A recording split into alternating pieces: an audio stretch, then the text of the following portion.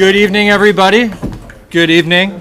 Let's get settled in here, and we'll call this meeting of the Sacramento Regional Transit District to order. Madam Clerk, will you please call the roll? Director Budge? Director Hanson? Here. Director Harris? Here. Director Hume? Here. Director Jennings? Here. Director Slowey is here for Director Miller. Director Morin? Here. Director Natoli? Here. Director Chenier? Director Cerna? Here. Chair Kennedy is absent this evening. With that, we have a quorum at 100 votes. This meeting of the Sacramento Regional Transit District will be cablecast without interruption on Metro Cable 14, the local government affairs channel. Tonight's meeting will air on Wednesday, July 25th at 6 p.m. and replayed on Tuesday, July 31st at noon, and webcast at www.sacmetrocable.tv. It is also closed caption. Members of the audience wishing to address the board should fill out a speaker card located at the rear of the room and provide it to me or Adam. Please speak into the microphone and state your name for the record. We would appreciate everyone turning off their cell phones. Thank you. Thank you, Madam Clerk. Mr. Barrasso, would you like to lead us in the Pledge of Allegiance? I pledge allegiance to the flag of the United States of America and to the republic for which it stands, one nation, under God, indivisible, with liberty and justice for all. Thank you. All right, thank you, everyone. First, we have matters not on the agenda for public comment. We do. You have several cards Yep. in front of you. So our first speaker is Sarah Michael. I believe she requires a cordless.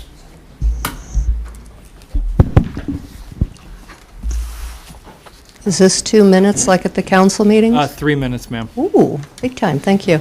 Enjoy. Okay, I have been in this valley for 26 years. I've enjoyed most everything about it, but we do need accountability with ERT bus drivers and train conductors. I once suggested that they have what LA does with theirs, and that is a shoulder patch with an employee number, which when we have a problem, it does away with the what's the bus train number times, all of that. You folks are missing a lot of information because people are disgusted and then they have to fill out all this information. What does the person look like? And I was told that can't happen because the union won't allow it. Find a way, make it happen. These are employees and they are abusing us. And the year that the signs were put up in the trains and buses alerting all of us that should we be hostile toward one of them, it is a federal crime. The hostility level did not go up or down with the riders, but the bullying by the employees to the riders spiked enormously. Now, when it was more affordable, I used to buy a monthly pass and enjoy being out and about. I can't do that anymore. But for many years, I was out there every day just doing what I could to try to bring some pleasure to the lives of people that I meet along the way. I don't like being bullied, and one thing I'd like to bring to everybody's attention is I am sitting here in a regular wheelchair. This is a cat carrier that is on the foot plate. Now, you can call this a wheelchair, but the actual legal definition is a mobility device. It is to be used in the way that I see fit for my needs, not to be determined by the ignorant belief of an RT employee who is not disabled. Now, I used this cat carrier when I was moving things from storage, and I had it just as you see it. Today, I'm using it for my leg because I'm losing the use of it. Train pulls up, and I always look to see if it's one of my favorite drivers. This was a woman. I never knew her, so we had no past history. She came out of the train onto the platform, literally up in my face, and told me that if the train had been busy, she would refuse me entrance. I had no idea why. So I asked. And she said, well, this is too big. I said, so you're telling me that this, which does not exceed the dimensions of a scooter, that if you were busy, you would leave a scooter-disabled person on the platform? She pressed her lips tight, turned around, let me on. There's one man that those of us who ride the train know just by description, where I go, oh God, yeah, I know him. I've had issue with him. He saw me at the 16th Street Light Rail Station, and he pulled the train up so that the ramp was blocked by the large steel girder. He would not move it. I had to remove a side bag, Ms. Michael, your time Yes, is up. time We is have your up. Final comment? but the bullying and the aggression and the abuse has got to stop, and accountability needs to start. Thank you for your Thank comments, you. ma'am. Our next speaker is Helen O'Connell. After Helen is Madeline Corin, and then Mike Barnbaum. Helen? Hello. Some people have the lifetime pass for 80 and over. And my mom's 82 and we can't get her one. Yet I know someone that received one within the last 3 months. So I'm confused. I would really like to know what the rules are, who you got to talk to, how you get it.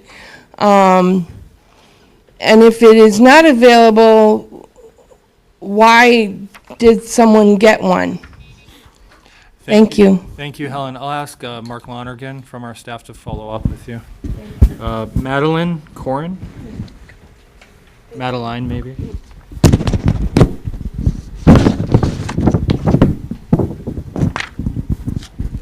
I'm Madeline Corin. I came here to document what happened to me June 22nd because 20 years of written complaints have been blown off for reasons only you know of. Moreover, the abuses have been increased in number and intensity, which suggests that there is collusion among RT drivers and administration alike. This abuse and retaliatory behavior could only exist this long when RT employees believe they are protected under the laws, or for lack of a better word, 20 years of fascist leadership.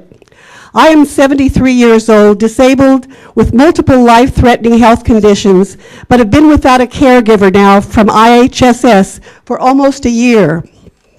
Being underserved by Sacramento Human Services has created many physical problems, emotional and physical. It's put my health and safety in jeopardy. June 22nd is a case in point. Recently, I had breast cancer surgery for the second time. On the 22nd of June, I was at the Cancer Center on C Street for radiation. While there, I broke my ankle. After radiation, I drove my wheelchair down 15 broken down sidewalks to Mercy Urgent Care on Q Street for my broken ankle in 104-degree heat. I had nothing to eat since 8 a.m. that morning. After 5 hours at Mercy Urgent Care, I boarded the light rail to go home. All the grief, pain, and suffering I'd sustained at the hands of public employees in general seemed to come to a head that day on the train. I let go and began having an emotional breakdown. In the style of many RT drivers over the past 20 years, the driver became threatening and aggressive. The blonde driver with her badass tattoos up and down her arm threw open the door, rushed toward me with her finger in an intimidating manner.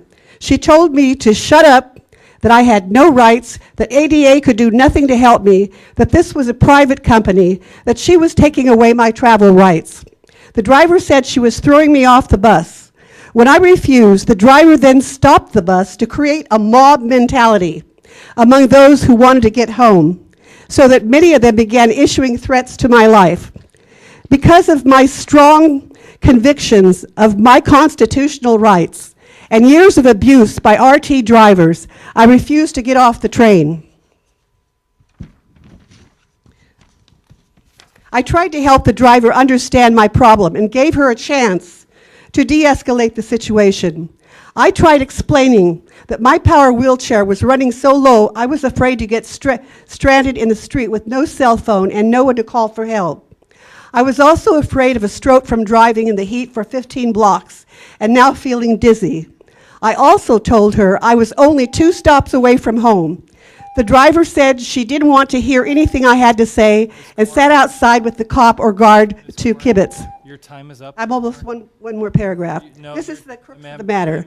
ma'am. Soon 5 policemen arrived and beat me up because I would not leave the train. I tried to explain the same thing to them, but it was clear the police serve a fascist agenda. Corin. They would not they would not have ignored the fact that I was sick and elderly. Along with 5 policemen, your guard or cop hit me in the back of my head, sending my hat flying. When I defended myself to push her away from me, she accused me of assaulting an officer. Now I'm finished.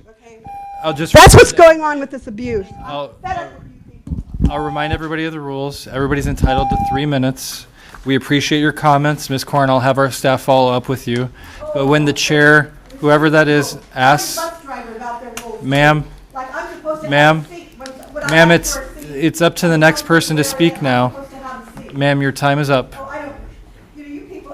Thank you. Mike Barnbaum? Ma'am, if you can't follow the rules, please leave. Please leave the chamber if you can't follow the rules. Mr. Barnbaum, you're up. Mr. Barnbaum, you're up.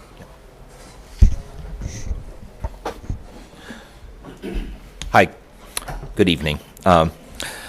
Thank you. Just want to provide, since the board hasn't had a meeting in a few weeks, there's been some news and developments going on. Want to make sure everyone watching at home and in the audience is apprised on Channel 14 as well. Back on July 1st, you should have a brochure now in front of you at your dais. The new Solano Express service started, and it started providing a layover at the Sacramento Valley station. They still provide the same route alignment within downtown Sacramento. They serve downtown weekdays, and they travel up to, but no further than Davis on Saturday. There is currently no service on Sunday. The changes were made on July 1st to address some reliability in their system. And on the Sacramento route, now people can get on and go out as far as the Pleasant Hill, Contra Costa BART station, and not only the downtown Fairfield Transportation Center. That's not the end point. They mentioned at their meeting on July 11th before the Solano Transportation Authority, thanks to the fact that Regional Measure 3 passed in the June election over the course of 9 counties at an overall percentage of 55% to 45%. They will be allocated additional service hours, which will allow them to go from their current 77,000 service hours for the current fiscal year to next July 1st, they will be given 110,000 service hours. So they are now in the planning stages to make some modifications to service and improvements that they just implemented July 1st of this fiscal year. The other news is, in case people have missed it, another bus service has started in Sacramento. I'm sure for many years you've heard of the Greyhound bus, and in recent years you've heard of the Mega Bus. Now Sacramento has joined the route network of Flixbus. Flixbus is headquartered in Munich, Germany. Their second headquarters is in Los Angeles, California, where they started routes to Nevada and Arizona on May 31st, and they just expanded to Northern California and Northern Nevada last Thursday. They have an app and a website you can check out on your mobile device at any time you wish. Thank you. That's in the update. Thank you, Mr. Barnbaum. Next up is Jeffrey Tartagia, and then our final speaker will be Brenda Anderson. Mr. Tartagia. Hi, guys. Sorry, you're having a lovely Patrick Kennedy day. For tomorrow, ECOS. Great. Looking forward to that. Looking forward to hearing about the district. 21st and J Street, bus stop 30, needs to be checked very soon. It's your new bike path, but it blocks. The same thing needs to be looked at as far as this access for the Route 30, because the same thing going down further, you do not have room to pull out of the bus stop. That's a new thing happening going there. Several years ago, Jeff, You made comebacks in 2016 related to where RT was at. I ask you guys, look again. This is 2018. And Henry, you've done a good job of working things going there, but at the same time, like everything else, I do expect way more. But the rest of it is, I will say to you guys, is, people want to be distracted and everything else, but I will tell you, please proceed forward, getting the new things done. I'm glad to hear, and unfortunately, since Patrick isn't here, he was supposed to be getting me with your Mr. Shall we say Walker, because I really do want to know what the other tools then, route optimization and increased ridership and or content, because I think Mr. Walker has other tools in his, shall we say, package, and I think right now, beyond customer service, which I know you're percolating on, and I know you're proposing new changes for Route 15, but there are other routes also need to be examined. And I'm looking forward to Saturdays, should we say, route optimization at SAC-TRU at 1 o'clock. And I almost really want to have your new employee and whatever your change of employees that have been occurring and people that left as of, should we say, July 1st and other changes that have happened. I'm hoping that I will find that in your general manager's report thoroughly. And with the last few seconds to say, guys, I really think you need to know more what's going on, and with once-a-month meetings, I think you're not getting it. I will be at the STA taxpayers piece about dealing with the optimization and the review of the grant programs, because I think that needs to be reviewed, and I haven't seen you do with your pilot programs, reviewing properly before you jump ahead with the impact of things. Thank you, Mr. Tartagia. Our last speaker is Brenda Anderson. Ms. Anderson, do you need the microphone? It's coming. Thank you. This is a fond farewell. When I first came here, I gave the board a compliment, and I took it back in the same meeting. You partially have that compliment back. There has been some progress. Obviously, these people hold you guys to a higher standard than you assume. So keep that in your mind when you come forward and they have these complaints that they're looking for something that's not there. You cannot have a magic wand. You don't have the answers for them. You have a system that you can only apply to alleviate something, and they don't understand that like you do. So try to figure out a way to tell them you hear them and that you care. Even if you can't resolve it, we got to have a little more humanity coming out of you. What looks good, tastes good, smells good, it's not always good for you. So the staff is going to bring you some resolutions that seems okay, but sit up, pay attention, ask questions. I catch them all the time, and if I catch them, you should too. It's important that we have these things addressed. Look at them very, very closely. Why? I used to do, when I got the resolutions, I say, how many options do they have for each resolution? And if I have more than 2 or 3 options, then what are the consequences of each one of those options? You can take this thing all the way to different levels. So keep those things in mind as a word of advice to send with you. I appreciate you. I applaud you. I thank you for being who you are and what you do. You are important to these people to move about the city. And that's more than anything else in the world to do. So give yourself that pat on the back that I took away and gave back to you. But it's also keep going forward, but do not let anybody off the hook for what they have not considered you need to have from them. Always, always, always ask for the best and take nothing less. It's important. I want you to know that Broadway is a very, very strong element in the thoroughfare of Sacramento. And having traveled that thoroughfare for some time, I think is something that you might want to look into. I'm going to end it here. It's been great. I thank you for letting me be a part of your organization, and I wish you all the best. Thank you so much, Ms. Anderson.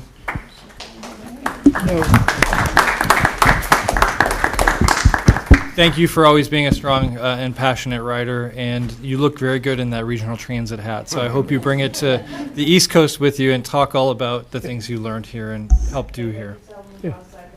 Mr. Chair, Brenda, if you don't mind sharing with us, obviously Chair Hansen knows you're going to the East Coast, but if you don't mind sharing, since we're now losing you to some other community, tell us where it is that you're going, if you would.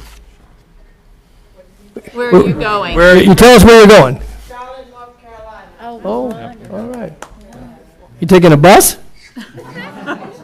No RT bus goes that far, huh? The plane leaves at 10 p.m. July 31st. We'll come here and come back down.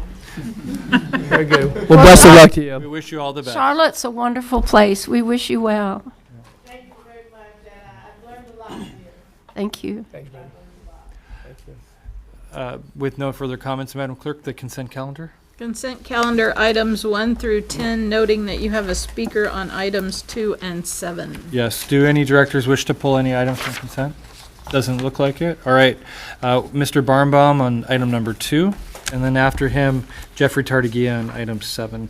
Item number 2, resolution authorizing the general manager CEO to execute agreements with the California Department of Transportation for Sacramento Regional Transit District's high-capacity bus corridor study for the Capital Region. Thank you. High-capacity bus corridor is going to be very important for the Sacramento region going forward. Many regions of this size, if not larger, have high-capacity bus corridors. One which I recall from years ago from former director of RT and now director of Transportation California, Roger Dickinson, always reminds us of the San Pablo Avenue corridor in the East Bay, having a high capacity bus service. It's a long corridor with a lot of skip stops, plus it has a local route complementing it whenever possible.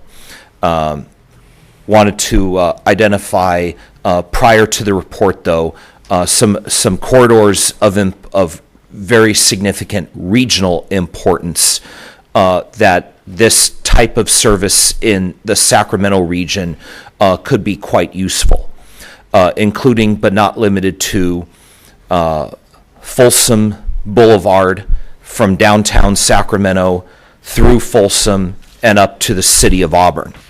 As you know, most of the corridor has the Gold Line today, but as we all see in our RT alerts, if the Gold Line is ever down, emergency bus bridges have to come into play.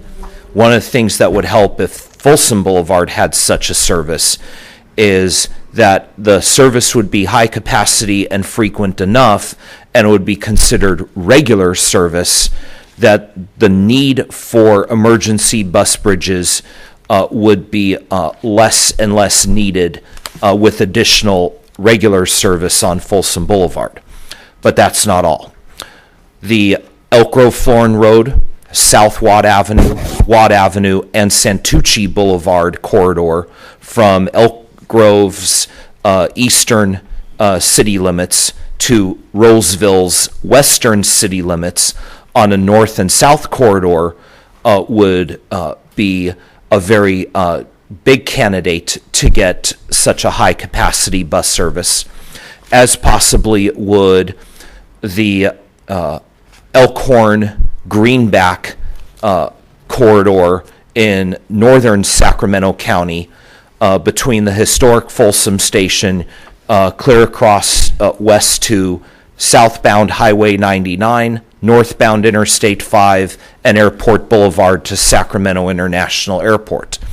The airport itself has been in the Sacramento Bee articles recently as the YOLO bus is the only bus service today to the airport, and a high-capacity bus corridor serving the airport, but having a long-distance component to it with stops distanced apart would perhaps fill the need to have additional airport service from other areas. Thank you, Mr. Thank you. Barnbaum. Mr. Tardigia, you're up next on item number 7. Item number 7, resolution delegating authority to the general manager CEO to release a request for proposals and award a contract for the use of a microtransit scheduling application. My concern is you're still in your first pilot project. You're about to start your Franklin for your second one, and you're already implying with a microtransit scheduling that you intend to do more. That's why I am going to see what the, should we say, grants, how they are assessed for the future. Because it seems to me this is premature, and that you should be at least come back with not the success, but what are the problems, which clearly this is telling you you do have a problem, and that you need a better scheduling program than what you currently have. That is my concern. You seem to do this repeatedly before you complete pilot projects. Thank you, Jeffrey. Would the general manager, Mr. Lonergan, like to address that concern? Sure. Mark Lonergan, welcome. Thank you. So what we're doing here on this item tonight is actually obtaining a permanent scheduling app. The app we have under a demonstration agreement that runs out. The demonstration agreement will get us through, well, our Citrus Heights, Orangevale, Antelope implementation, our Franklin Boulevard, Meadowview implementation, and our downtown East Sacramento implementations. But at that point, we need a permanent app. We've run out of time on our demonstration to continue with the other implementations we have through the STA funding. And so there's nothing wrong with the app we have. Actually, the vendor is very good. We expect they'll be very competitive, and we wish them all the luck, but we do need to have a permanent app in place. So what we're looking at is permanent being about 3 years. This is a technology issue for us, and we'll see where we are in 3 years and what we'll need to do app-wise after that. But that's the intent here. Thank you, Mr. Lonergan. Barring any other comments, do we have a motion on the consent calendar? We have a motion from Director Harris, a second from Director Budge. All in favor say aye. Aye. Opposed? Abstain? Motion carries. At 100 votes. Next item is the general manager's report, item number 11.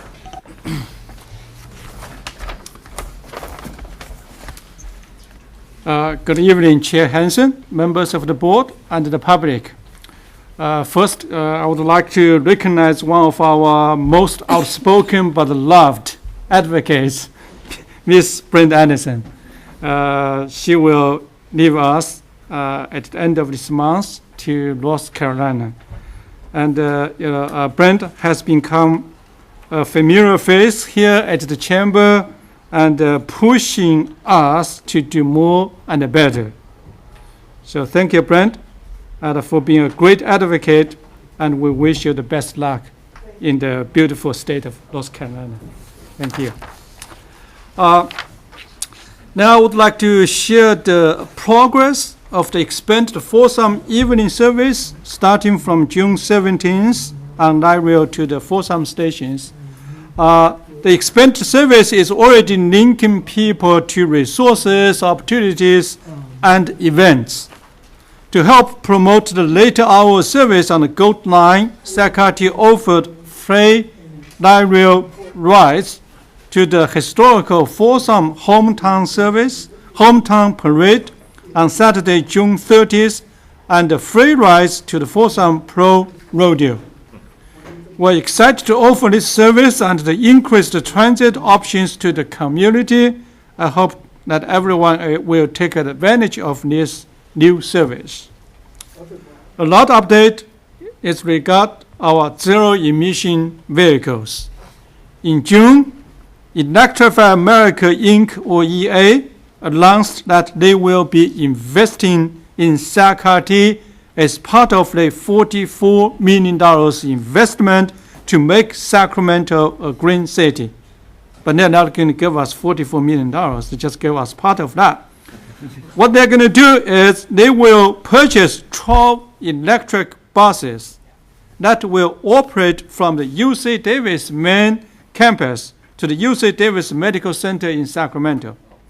The express route will operate at 15 minutes headways and will include stops in West Sacramento and downtown Sacramento.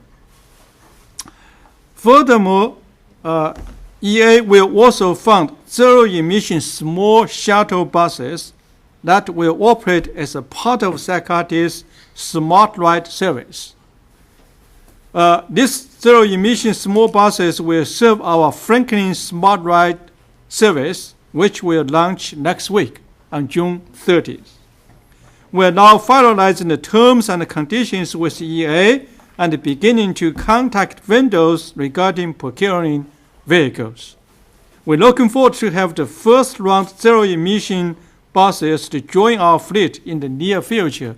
In the meantime, we're going to purchase 6 small shuttle buses by ourselves for the microtransit projects.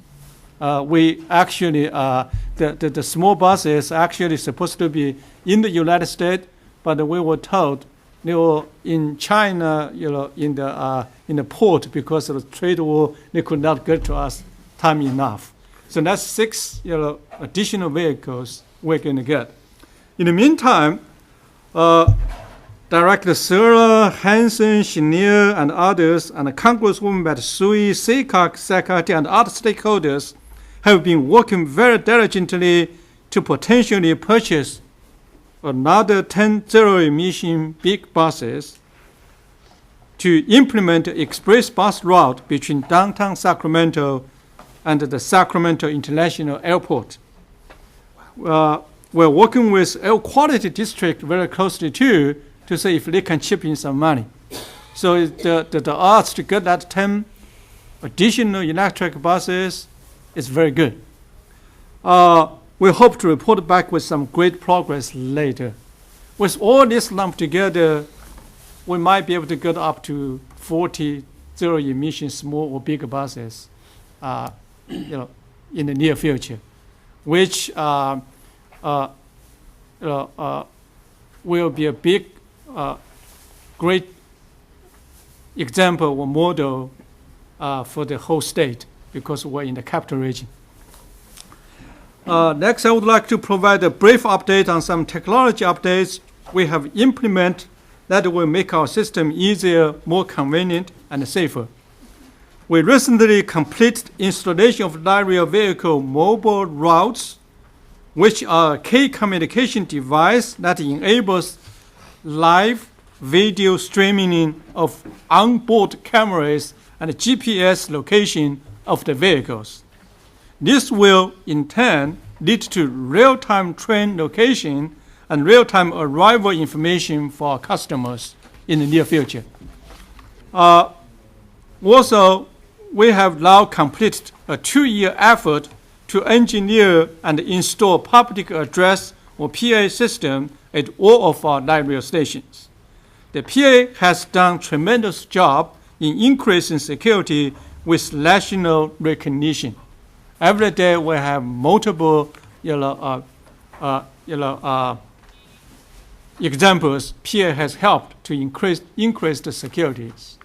FY18 compared to FY17, our crime rate reduced by 26.7%. So this really helped a lot. Lastly, I would like to share some exciting pictures. SACRT will be participate in Sacramento's Wide Open Walls Festival. You can say, in this slide, the front of our customer service center is kind of like a concrete wall, and we're going to, undergo a transformation from this, concrete wall to colorful depiction of the birds, the picture, that looks like very nice. And I hope you guys will take time to our customer service center on R Street and watch this beautiful mural get painted. This concludes my report. I would love to answer any questions you might have. Thank you. Thank you. Are there any questions from the board? Doesn't look like it. Should we do the financial update? We Yes. shall. Brent Bernicker. Oh, Brent, yeah. All right. Thank you, Director Hansen. Didn't want to forget that, right? These are exciting year-end numbers. So It's definitely hot in here. all right. So we have preliminary numbers for the fiscal year 2018.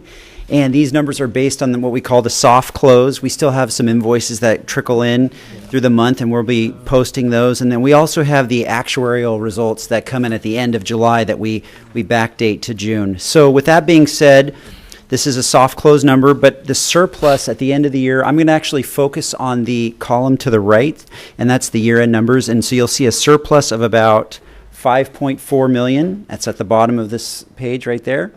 Our revenues came in about $164.5 million, and expenses were about $159.4 million. And so if you think of this from our operating surplus that we had from the prior year, that was about $5.3 million. So add this together with the 5.4, we're looking at a surplus of about $10.7 million for operating. And this is by far the largest surplus I've seen since I've been here, so this is great news for us, and we should be really happy about that. So some other good news, what's not reflected in these numbers is we also had some additional federal apportionment revenue for fiscal year 18.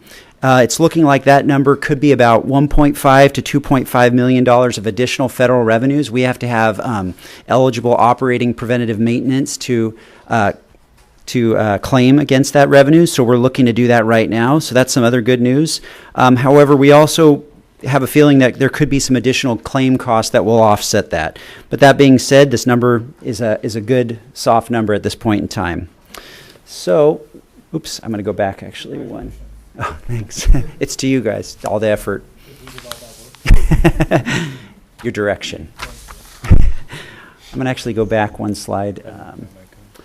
So I do want to actually talk about some of the variances. If you start with the large variances, you have fair revenues coming in under budget by $1 million.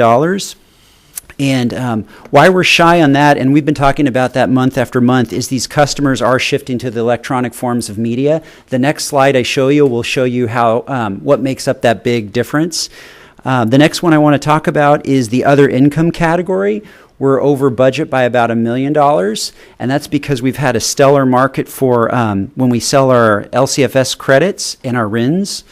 The next row right here that I want to focus on is state and local. You'll see that we're $2.2 million of budget, and that's because the actual sales tax receipts came in much higher than what was budgeted.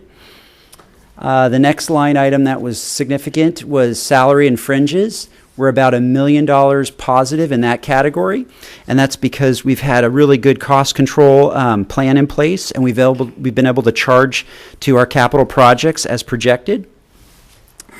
The next line item is services, and what you see there is about a $2 million below budget savings, and that was due to less spending on outside consulting and security services throughout the year. The one area that we had that was above budget is the insurance liability.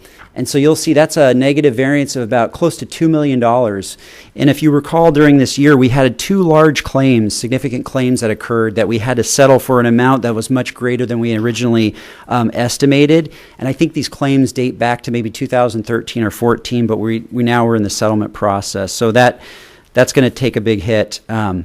And then down below at the last row is the other expenses, and you'll see about a $1.2 million savings. That was a combination of less spending on Connect Card activities, as well as not having to utilize the full estimated operating contingency line item that we had estimated. So I'm going to switch over to the next slide, and this is the deferred revenue. balance sheet item that we talk about month after month. And what you can see is at the beginning of the year, the deferred balance was 119,000 approximately. We're all the way up to 672,000. So what that means is there's $672,000 sitting in a bank waiting to be earned. These are people that have bought monthly passes in the future, or they've actually had stored value on their Connect card that we're just sitting there waiting for it to be earned. And typically, in the years past, we would recognize that revenue at the time of sale. So if you kind of think about that variance of about $1 million that we had on our fair revenues, if we were able to record this, we would have been a lot closer on that variance. The next slide is our fare box recovery slide, and you'll see we're compliant with the TDA requirement of 23%. This year we had to supplement a little bit higher than last year. Last year we had to supplement with Measure A about 2.1%. This year that percentage is about 4.5%. Again, it's pretty small, but if you recall back, some of the things that we've done is we've done a lot more pilot programs for offering student discounts and kind of incentives, and our fare revenues are a little bit lower than we would have liked. So that's what's going to affect this calculation. Then this last slide is our ridership comparison. We have 3 charts here. If you look at the first chart, you'll see that's the June budget to actual. You can see that we're 3% above our target for June, which is great. And if you look at it from a year-to-date perspective, we're within 1% of our actual forecast. So we estimated that ridership would be around 21 million, and it came in about 21.8 million. When you compare us year over year, so fiscal year 18 to fiscal year 17, we're down about 6.8%. When you look at some of the things that what really makes up that number, you'll see that the commuter travel is still really steady. We're still happy with the commuter travel. It's the off-peak that's still continuing to decline. So again, we're going to still focus on ridership, and we're going to make some concerted efforts to really find ways to focus on that area and look at some options. Probably in the next 2 board meetings, we'll come up with some more strategies to improve that. That concludes my final financial presentation, if there's any questions. Thank you. Are there any questions from the board? I don't see any. Thank you so much, thanks. Brent. Keep up the great work. All right. Okay, moving on. Item number 12, resolution approving the renaming of the Glen Light Rail Station to the Glen Robert Holderness Light Rail Station. And Director Morin is going to present this item. All right. Thank you, Cindy. This is a privilege for me today to introduce this item. And just to give a little bit of background to my colleagues here on the board. So Robert G. Holderness served Folsom as city council member and mayor back in the 1990s. And he had some innovative ways as far as leading some very large transportation projects in the city of Folsom that not only benefited Folsom but the region. And one of those was bringing light rail to the city of Folsom, which began, I believe it was 2005 when that service initiated. So a group of our Folsom Chamber of Commerce leadership approached us on the council about trying to come up with something to recognize these accomplishments, and led by Bob Holderness. So at our June 12th City Council meeting, and we were certainly working in concert with regional transit staff to make sure that there was no past history with Robert Holderness and regional transit, which there was not. But we passed unanimously, moving this forward to the Regional Transit Board. And if you've seen any of our city council meetings recently, unanimous votes are a little rare these days. So I thought that was significant. But we did surprise Bob on that evening. We managed to get him in there and covertly put together an agenda item that we kind of built as we went. So with that, again, it was an honor for me to kind of carry this forward to the board here. And I guess the last thing I'll do is our general manager of the Folsom Chamber of Commerce is here, Joe Gagliardi. And Joe, would you like to just say a few words on behalf of both Bob and what he's meant to the community? And just before Joe gets started there, I mentioned Bob serving on the city council and as mayor in the 1990s, and he has continued to be very involved in Folsom and the region. So Bob, I thank you for that as well, for just always being involved there. So, Joe? Well, thank you, Andy. I don't think we could say enough about what Bob's done for transportation, not only in the city of Folsom, but regionally. Those of you that sat on boards at the time when he, if you're old enough to remember, back in the ages when Bob was on the city council and was the mayor, he really is the father of transportation in our community, and one of the reasons that we're so well connected throughout the region. So it's really a pleasure, and I hope you put enough votes together, Andy, here that they'll approve this, but It's taking a lot of work. It's going to have to be a roll call, I think. Anyway, we're really excited to hear that the renaming of the station. So Great, thanks, Joe. So with that, I am pleased and honored to move this item. Second. I heard Linda Budge next. Are there any comments from directors? Director Harris. So some of you may know, I know some of you up here on the dais do know that Bob continues to serve on STA, and he's volunteered to serve on the ITALC committee, for which we're very grateful. So he's still got his hand in and continues to serve the community very well and nobly, and I'd be pleased to support this. Awesome. Director Hume. Yeah, I'd just like to comment, it's sometimes a bit of a sticky widget naming institutions and places and things after living individuals because they still have an opportunity to discredit themselves. But in this case, I think that Bob has earned this privilege. He's shown tremendous character, and I'm confident that he will live out his remaining years in the same manner of character he's had to this point. We will hold off on naming the Patrick Hume Light Rail Station. Better wait till I'm cold in the ground for that. Congratulations, Bob. We're going to do a little photo here, but first let's take a vote. All in favor, say aye. Aye. Opposed, abstain, unanimous vote today. Motion carries at 100 votes. All right. Do you want to come up and? Yes. Andy?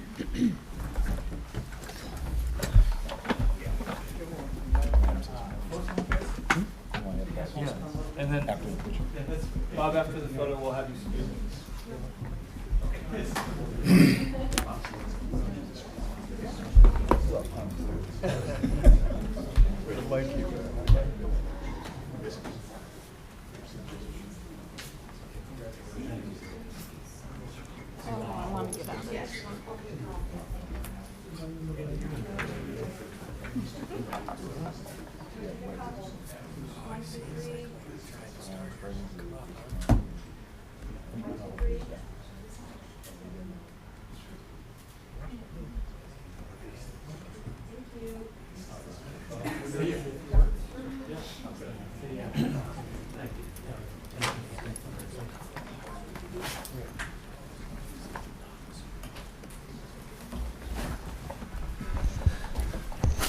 Congratulations. Yeah. Thank you, Chairman Hanson and members. Thank you very much for this great honor. It's truly humbling to have something like this. And of course, as Board Member Hume has pointed out, I have to really live up to that. So no more dirty tricks in Folsom. I wish you had the time that I could give you a few stories, vignettes about Mayor Cerna and Mayor Dick Marriott going back to when I first came to town, and of course Don's old boss Toby Johnson, but you don't have the time. But all I can tell you is, I've enjoyed not only representing Folsom, but working in this region going way back to the 1970s when I was the president of the Capital City Democratic Club, which had meetings in the state capitol once a month. And I'm probably the only Democrat in Folsom. But they liked me, and Vic, when back in the 80s, Vic Fazio used to represent Folsom in the Congress, and we held fundraisers for him at our house. And one year he said, Bob, I don't think I'm going to be representing Folsom after the reapportionment. I said, well, why is that, Vic? He said, well, don't you ever look at the election results? I said, well, what do you mean? He says, well, every election I get fewer and fewer votes in Folsom than from the time before. I got to get out of your town. So he did, and we eventually had John Doolittle. And actually, Vic made me get along with John Doolittle. He told me, Bob, John Doolittle is your congressman. Live with it. And he was right. And John helped us with light rail. That's why I mentioned that. Rob Kurth, who was vice chair of your board at one time, was originally sort of in tension with me about bringing light rail to Folsom, but we worked it out, and he became a big supporter. So I appreciate all of you. I appreciate the colleagues on the Folsom City Council, both past and present. And Councilmember Harris, thank you for the mention of the ITOC. That's a new assignment for me, a very interesting one.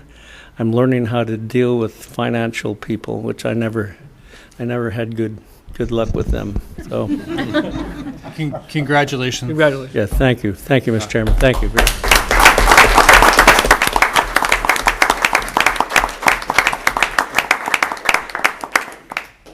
And Donna, let us know if his head gets too big to fit in the door. We'll help with that. Yeah. Mr. Tartagia, I'm sorry, we forgot to call you for item 11 for public comment.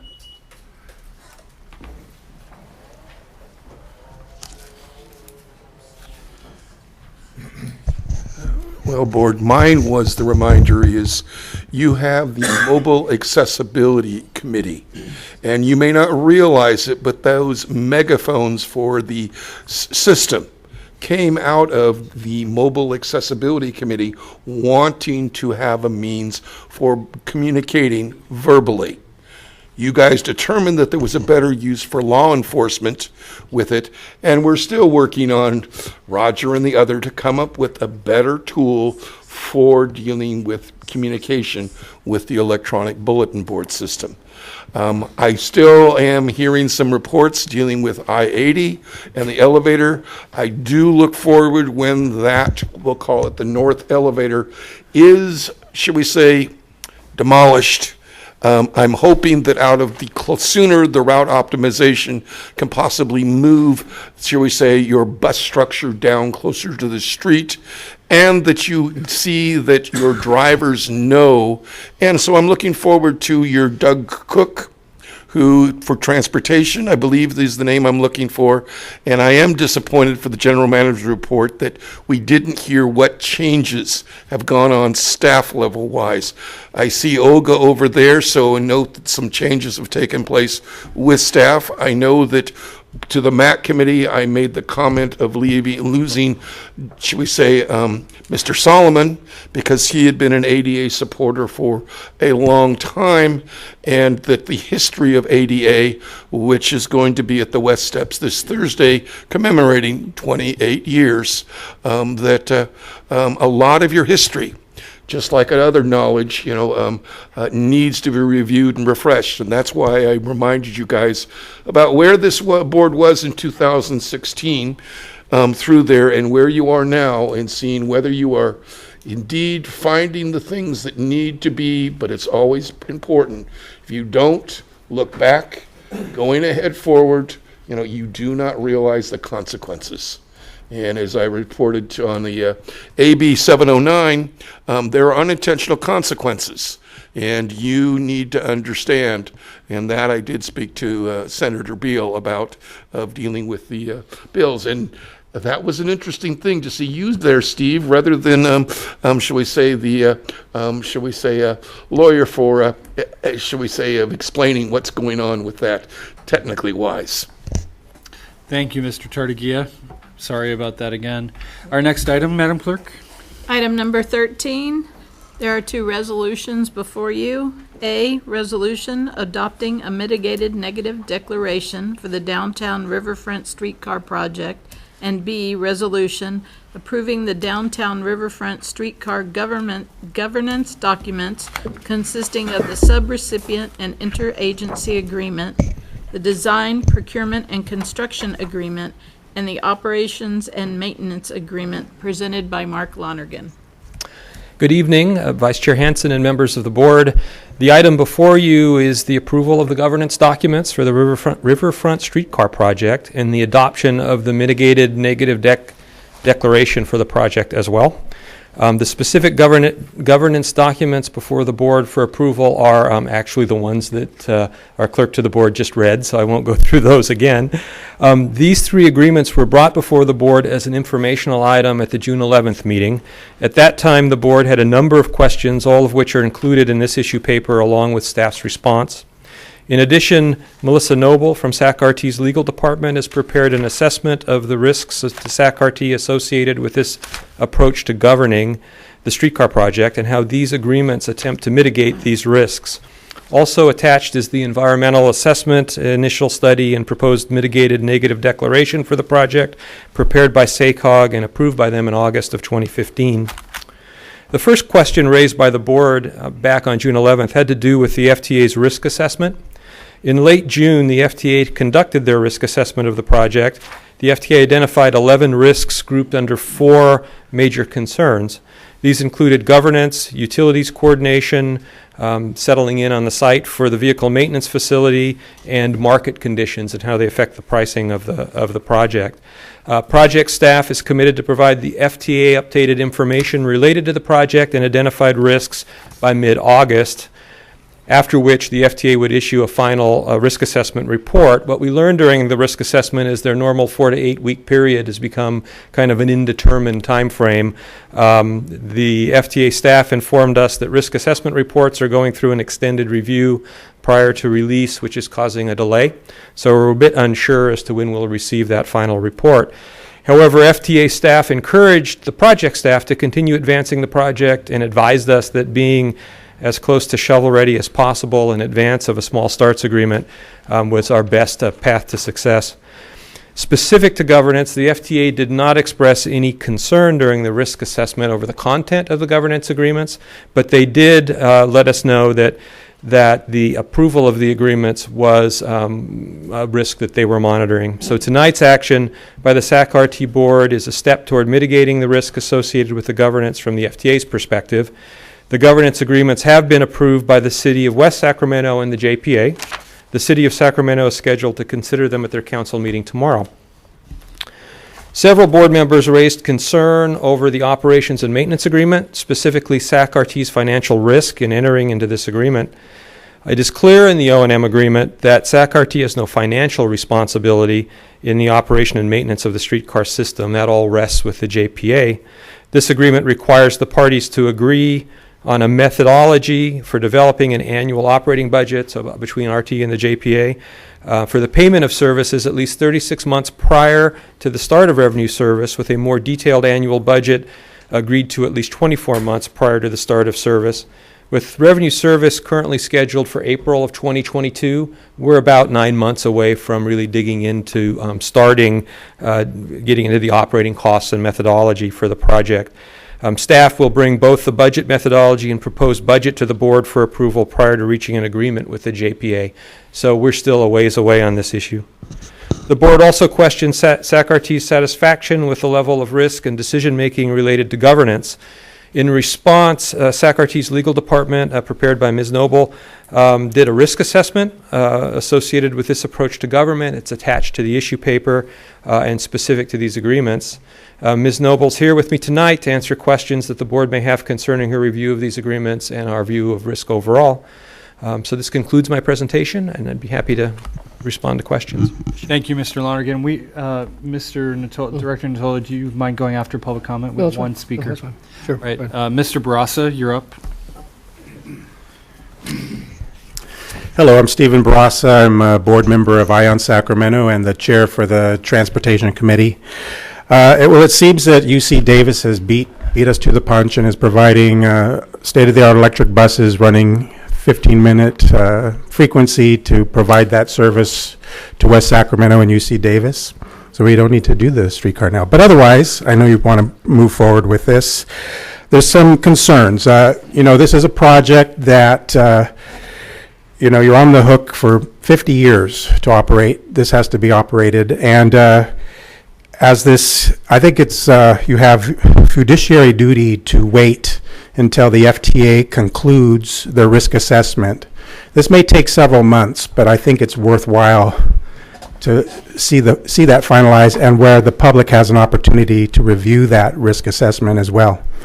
Furthermore, what really causes me concern is the revenue estimates for question number 5. They just don't seem to match reality. First of all, local revenue source B, Sacramento, of course, the Measure S is tied up in litigation, and it may not succeed, and that's $2.3 million. But another concern is the fare box revenue estimate, $700,000, and the advertising revenue estimate, $750,000. Back in November of 2016, the City of Sacramento tasked HDR with preparing an updated operations and maintenance cost estimate for the project. And they determined that ridership fare box revenue would be closer to $300,000. They also analyzed RT's advertising in terms of putting advertising on vehicles and such. They estimated that advertising revenue would be closer to $12,500. So it's nice to see that the estimates for the operating costs are now closer to reality at about $5.9 million, but there's a serious gap in funding for this, for the operations. Thank you. Thank you, Mr. Barassa. Director Nsoli. Yes, thank you, Mr. Chair. Just a couple of questions. Maybe for Melissa. This goes, it's along some of the lines Mr. Barassa just brought up, but on the page 4 of the governance risk assessment, discussion about if the community facilities district is deemed invalid, creating a $2 million a year operating deficit in proposed budget, who would be responsible? Talks about the element of responsibility, but Melissa, it says here that to comply with the grant requirements, the SAC RT would have to cash flow the operation of the project? So where is the protection for RT? We've been challenged in recent years with our own cash flow issues, and I guess I'm curious about, maybe you can provide a little more backdrop for that so I can understand what that risk. Is the mic on here? Yeah. So again, I think I was trying to highlight in the risk assessment that a lot of the issues here surround timing, because ultimately under the subrecipient agreement, we have no responsibility to fund the operation of the project. The expectation is that the JPA will pay, even if there's a funding shortfall on their side of what they expected as funding, they need to make up the difference. But at the same time, we have a commitment to the FTA and to the state to provide the expected revenue service at the expected headways on the service.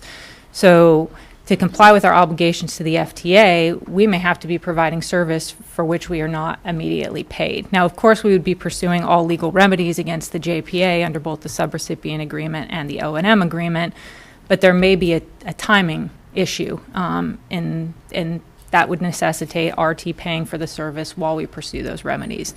Now, obviously, this is a partnership arrangement, and we fully expect that the JPA will comply with its responsibilities under the subrecipient agreement. But ultimately, because we don't control the funding sources that go into the JPA, we are taking some risk. So just to add to that a little bit, the greatest period of risk is in the first 5 years. The full fund or the small starts grant agreement requires us to maintain that level of service for those first 5 years of operation, and then the JPA has the ability to reduce that or increase them. They could increase them at any time, actually. So remind me, Mark, what is it, 7-minute headways? No, I think it's 20 minutes. 20-minute headways? Yeah. They have to be maintained during the time period of which it operates any day. So yes. In the event there wasn't sufficient funds from the partners, and I understood the backdrop here, we could be made whole, RT would, but we might have to float that money in order to maintain those headways? So that's the risk that Melissa highlighted. I think that the other side of this is in the subrecipient agreement. That's a condition of the grant agreement that, so in all of these risks, really timing is the issue. So in a worst case scenario, yeah, we would be in the position of having to continue a higher level of service for a time than there may be funding to support. We do have legal remedy. We do have, the ability of perhaps an injunction to stop the reduction in funding, but it's all that awkward. wouldn't be good. I mean, for all the partners. Absolutely If you embark on right. this for, the entity that's responsible for operating to be seeking an injunction against the partners, the city of West Sacramento, City of Sacramento, it doesn't make sense, we don't want to get in a position of that. But I mean, that's the only remedy you're saying? That's, if people didn't have the money and it wasn't forthcoming? So there's a dispute resolution process in the agreements that, of course, we would exercise first, and hopefully we'd resolve this in an amenable way before we got to the worst case scenario. So this whole scheme of governance works through partnership between the cities and RT. And I would hope that we would never get to this point. The cities, or the JPA, certainly understands that RT is going out on a limb in being the grant recipients, both for the federal and state funding, but the risks are more pronounced for the federal side. And they've done a lot in writing the agreements to protect us. But at the end of the day, they only go so far. They can only protect us to a certain point. And that's, to Melissa's comments, that's where we run into the timing issues of the risk. So if I just get to understand on this question then, so the maximum exposure that would be anticipated any given year, which could be cumulative depending upon financial hardships that were involved here, would be $2 million a year, potentially, for a 5-year period? That would be assuming worst case? So it would, no, I think the worst case would be that the JPA stopped funding any aspect of the operations for a time, and that's right now projected at around $5.9 million a year. That would be the absolute worst case. I think in reality we would be talking about trying to fund a lower level of service, so it would be somewhere between that and fully funded. Okay. Thanks for that background. The other question I wanted to ask about then, and just as it relates, maybe for some of my colleagues have been a part of the representatives have been discussing the governance. It seems to me, at least my take on this, it's a little bit watered down. Again, I have every bit of confidence in the council member that Marty that would sit there, but why isn't, I guess maybe I ask this if Steve or Jeff or whoever or Linda participate in this, why is it that RT wouldn't have a seat? If you had 2 from the city of Sacramento, 2 from the city of Sacramento, and if in fact we're going to have this level of involvement in the project, I guess I just need to understand why it is RT. Again, maybe it would be a supplement to either one or 4 of you that might be serving on there. I guess it just seems a little odd to me if we have that level of engagement. Why, when I look at other JPAs across the region, each one's different. But why you wouldn't have an RT representative? I'm happy to respond to that. Okay. I have the somewhat unillustrious title of also being chair of the JPA. And I made that case for RT to be represented there. We weren't able to have a successful vote on that at the JPA. And I think it comes down to the balance between the cities. They already see Mr. Harris and I, who serve on the JPA, as representatives of regional transit, even though we have a dual capacity for the city. I think it's something that we should continue to press on. And indeed, the risk review may come back and say that. But at that point, we could not get consensus between the 2 cities, with the 4 JPA members split 2-2 on that question. Okay. So, I just would say, Chair Hansen, to my city colleagues here on the RT board, that I, for one, certainly would be supportive of continuing to press that point, because it seems fair to me. Would you like to serve on the JPA? No, I'm not advocating that, but again, I've certainly would rise to the occasion if called upon. But but my suggestion is to be supportive of you, certainly recognizing that that's, at least in my view, is critical from the standpoint of engagement. And again, the colleagues from West Sacramento, they may look at it differently, as you've explained, but it seems to me that that was a logical approach, and I would be very supportive of you maintaining that position. So who is this going to fill the 5th spot? So there was a selection recently of David Taylor to fill that spot. I also will say that there's a lot of robust conversation right now, given the administration we have and their view on transit overall, about where the project goes. But I can make some of those comments when I speak. So thanks. That's all I have. So just to end on that point, the agreement does require that one of the city members also be an RT member. Okay. Yep. All right. Thank you, Mark. Director Budge. Could somebody address the comments about the HDR study and the discrepancy between their funding projections and the funding projections in here? So a couple of comments. I think, first of all, our estimate of operating cost was confirmed by HDR, and they supported it. It's in the $5.9 million range. That is, gosh, over a year old now, so it's an aging estimate, so we'll have to revisit that. The elements that make up the funding sources that we provided to FTA are there are elements of that are fairly firm. The city's assessment and the West Sacramento contribution are pretty good numbers. In the testimony, it was pointed out that the city's estimate is, of course, being challenged in a lawsuit, and we'll need to see how that comes out, but the dollar amounts are pretty firm. The estimates for advertising and fair revenue have some degree of question to them. I mean, RT is not achieved for our entire fleet the level of advertising revenue that we're seeing for streetcar. Well, that's not entirely true. We actually have, if you look at light rail as well, but we're maybe $900,000 a year on an annual basis, and this is almost every streetcar. I mean, almost every one of the train. light rail cars has got something on it. Yeah, that was $1 million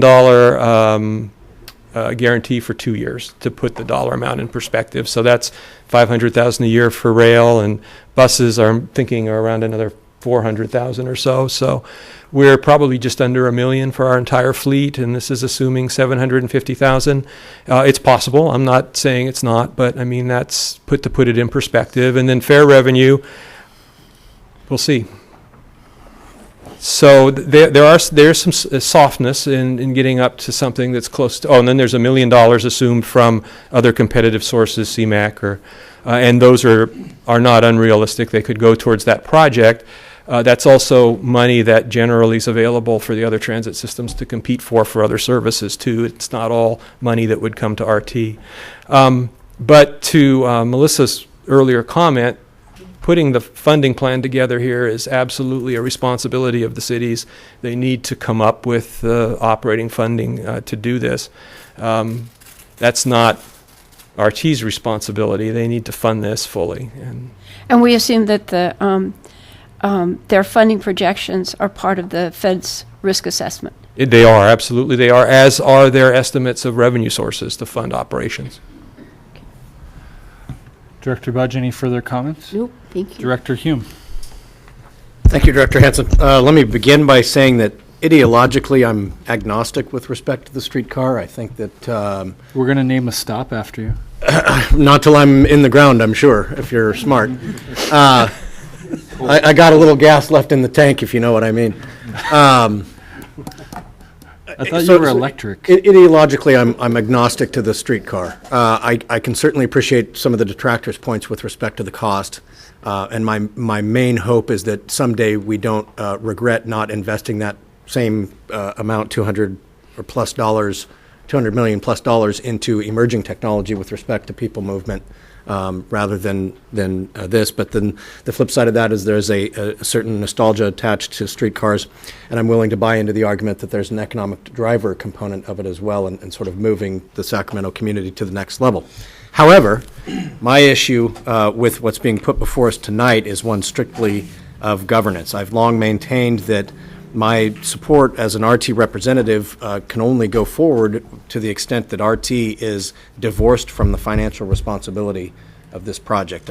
If we have to be in bed as an operator, that's one thing given our experience in that arena, but there's some things in the risk assessment, and Ms. Sanchez, you did a wonderful job of sort of outlining, or excuse me, Ms. Noble, you did a wonderful job of outlining the risk, what has been resolved and what's still, quote unquote, left on the table.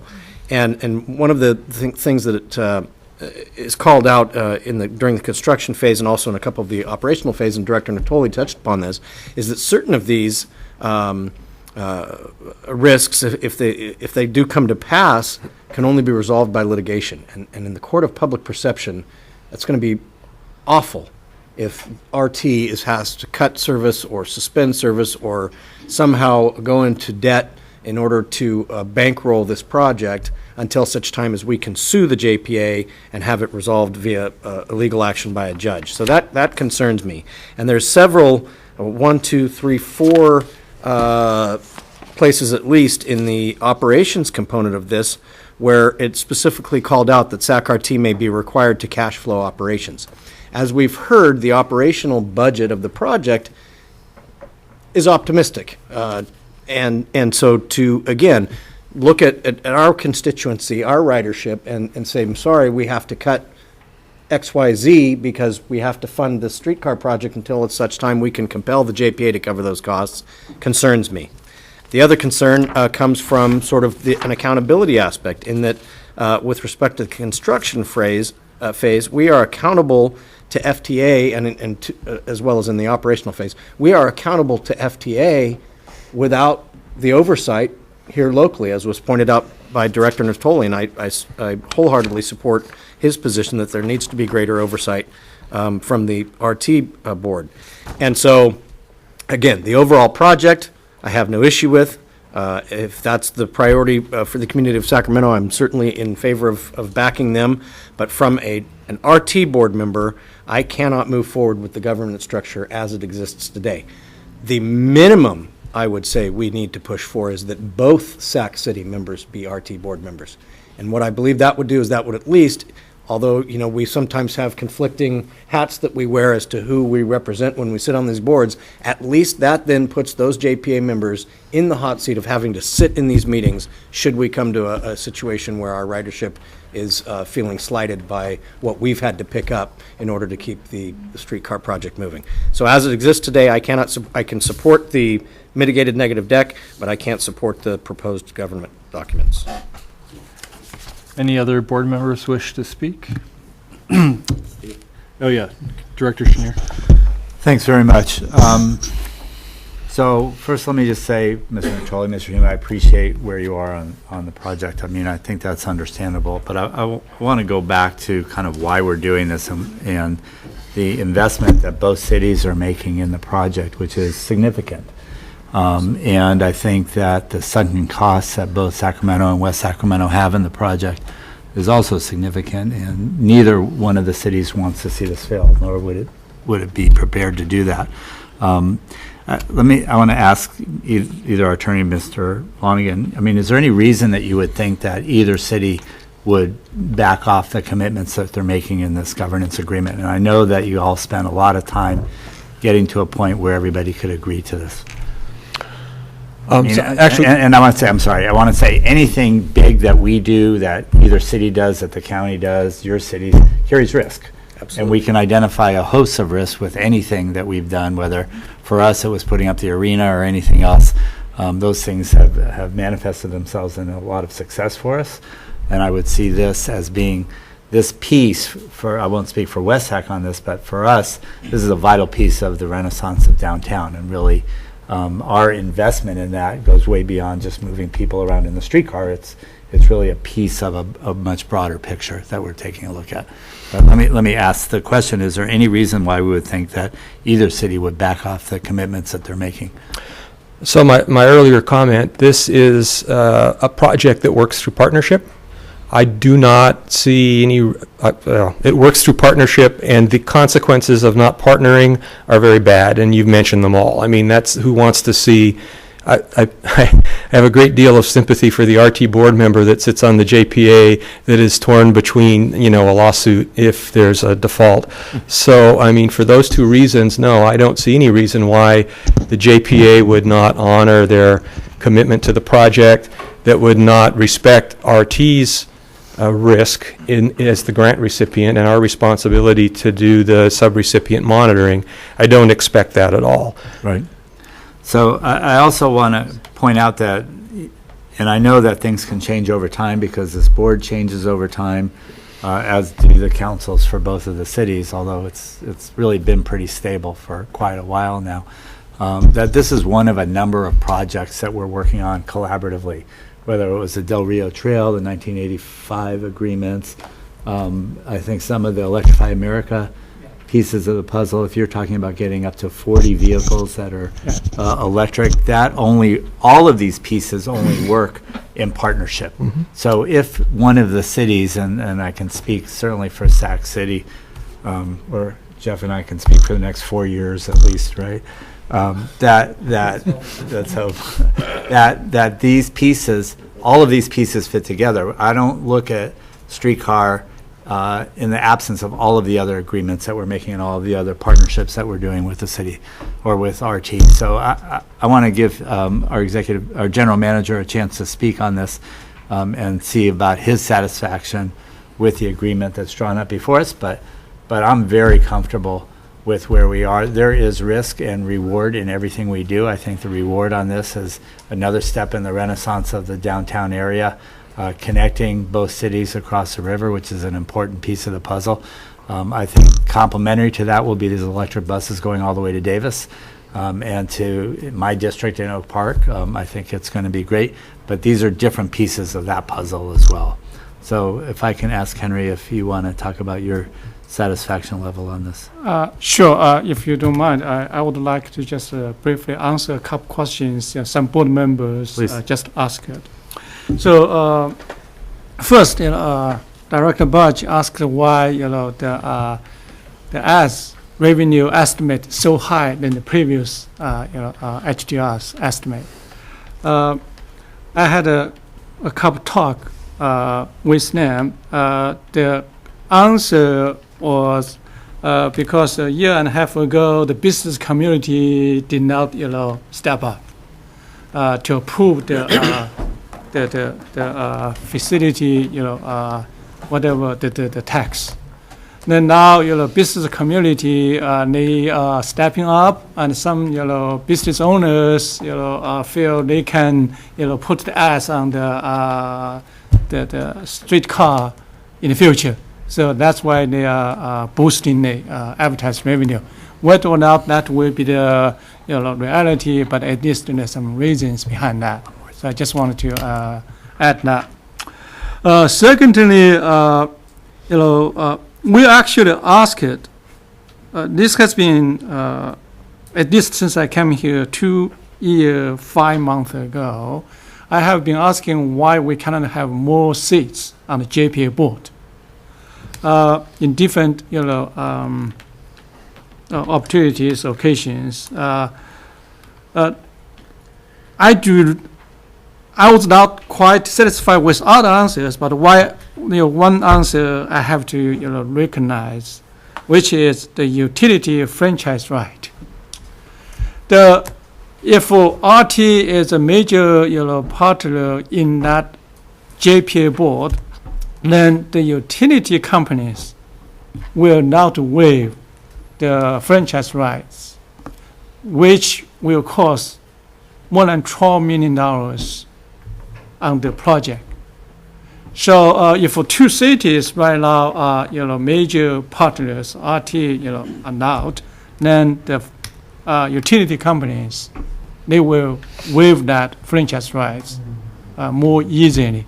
So that is one of the major reasons the other partners gave to us.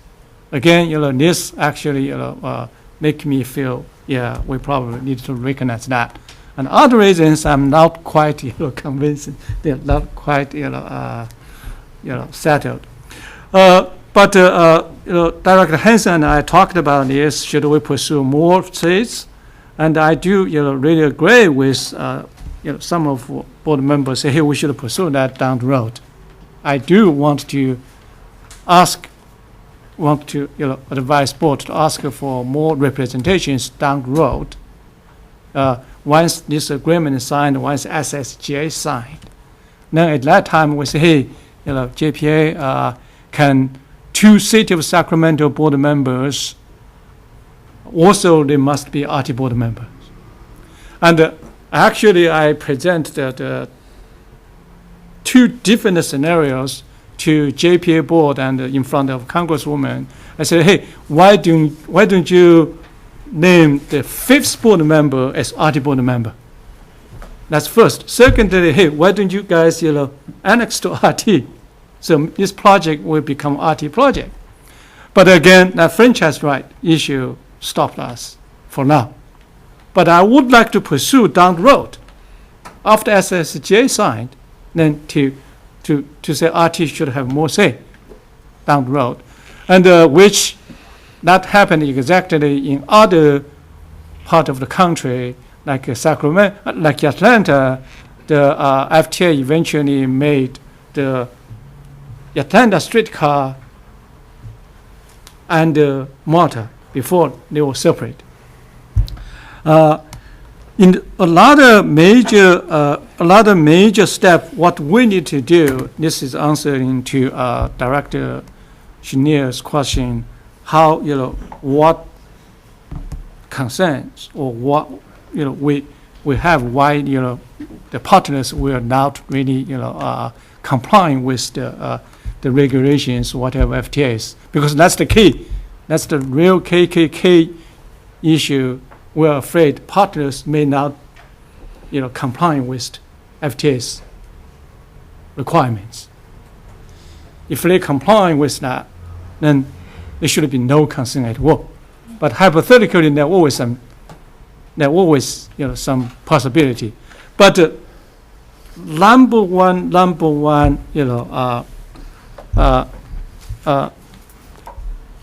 issue in front of us is RT needs to step up to make sure we will be a great grant recipient to ensure all our sub-recipients, in this case 2 cities, will comply. So we need to step up.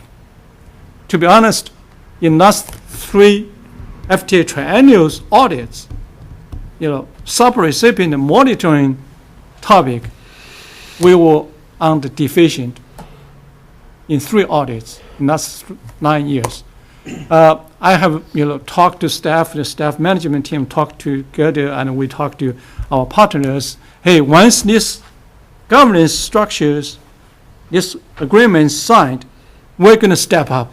We're going to make sure our sub-recipients will do whatever they need to do to make sure RT will not at risk. And the feedback from our partners have been very positive. So this concern is really largely because of RT to say if we can do a better job, if we can step up, and which we will, do our best to step up. So that's the key, how RT will step up to make sure. But we need a board support in the future, because when we step up, we're going to say no, and different stuff to our partners. At that time, we need a board support. That's another key from the board. Staff needs to step up to do the job, and board needs to support us. If there are no, if we say no, then other side pushed back, then we really need a board to help us. So that's the critical path forward. This is a great partnership project, and staff would like board to approve. But in the meantime, this will be continue, involving project. We're going to seek, more adjustment down the road. I think I speak too much. Director Chenier, are you done? Yeah, very quickly, 3 items. One is, as we go forward with this, hopefully after tonight, I'm happy to support. And Mr. Hanson, Mr. Harris have been doing all the legwork on this. But if I can be supportive to, push for more RT representation, whether it's the two of the city board members, RT members being also on the JPA, however we want to do that. My understanding on the FTA, 2 things. One is that they were a little bit surprised that we hadn't got the governance agreement out of the way, and we're saying we should do this so we can be eligible going forward for the small starts grant agreement. And also, I just want to note that we recently had a number of our business partners who went to DC to meet with the FTA and got great reviews back from the FTA. This is exactly, regardless of anything else with this administration, this is exactly what this administration is looking at, which is a true public-private partnership. And having the business community fly back there and represent us, I think, was a really, really important piece of the puzzle here. And so I'm going to let these guys make the motion because they've been doing all the work, but I'm very much in support of moving forward on this. I think it's an important project to the downtown core. It's important to both cities. It's important to RT, and it's important to the region as we try to really make our core vibrant. Thank you very much. Thank you, Director Harris. Thank you, Chair. I agree with Director Chenier. There is risk in every project we undertake, and this one has risk. There's no doubt about it. We're pretty deeply involved at this point, and an awful lot of work has gone into this over 2 decades. And we're very close to a very big inflection point, which would be the award of the Small Starts Grant. We've done an awful lot of legwork to get to this point. We've moved pretty far towards being shovel-ready. An awful lot of effort has been expended. And I think it's prudent at this point to go along one step farther and see if we get the Small Starts Grant. Obviously, if we don't, the project will not survive. But we're so close and so much energy has been expended, I think it would be not a good decision to abandon the project now, and certainly to achieve the Small Starts Grant award, they need to see that our governance structure is intact and in place. I tend to agree also. I pushed for another seat on the board for RT. I think in the future we can probably get there, and I think that we should. So I agree with my colleagues that we will continue to push for that moving forward, but at this particular juncture, I think it's a prudent vote to move the project forward. Is that a motion?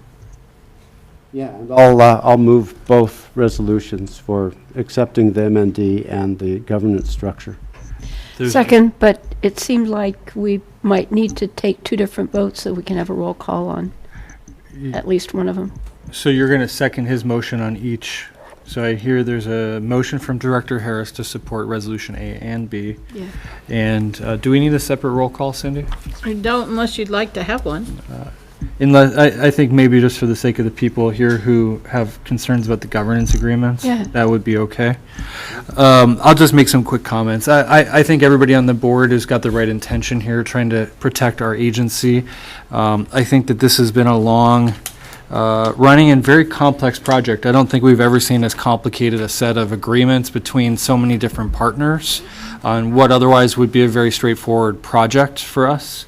I think it reflects the things that Director Chenier said, but I think it also reflects a changing world.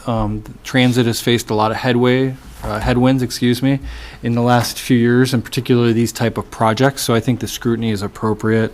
I do think RT oversight is embedded in this. RT will have to approve contracts and gets to review expenditures. And to the point about revenue estimates, I think that's fair game. I think that we need to tighten all the nuts and bolts on this and make sure it's well done. I also think that down the road, we've started conversations, thanks to our general manager, about the potential to incorporate West Sacramento into regional transit. It's part of our enabling statute that they could join. And I think that's another way to approach this, because of the reasons that the general manager said related to utility relocation. Probably not prudent at the moment, because it would cost us $12 million more if it became an RT project. But that kind of feeds into this whole idea that the rail projects right now, because of tariffs and other foreign issues, have seen incredible cost increases, and our own construction markets here in California have seen incredible tightening. So until we see the construction costs, I think that it's prudent to move forward. It honors the commitment to Congresswoman Matsui that many of us made. She has shown us that she's able to bring in the federal share. But what FTA does, I think, is very much in question. And there are risks, and I think being wide-eyed about those is our responsibility, our fiduciary responsibility. And so, even though I share some of those concerns, I think that we should approve these documents today. But I still think we should drive a very hard bargain when it comes to how these agreements get made and our representation. So, Director Nsoli, Budge, Hume, I think those are very appropriate comments. And with that, without any other debate, I'll call the question. On Resolution A, all those in favor, say aye. Aye. Opposed? No, sorry, go ahead. Opposed, abstain? I'm going to abstain, since attending one meeting a year doesn't really make me an expert on this. Well, that was just the CEQA document, I know. so fair enough.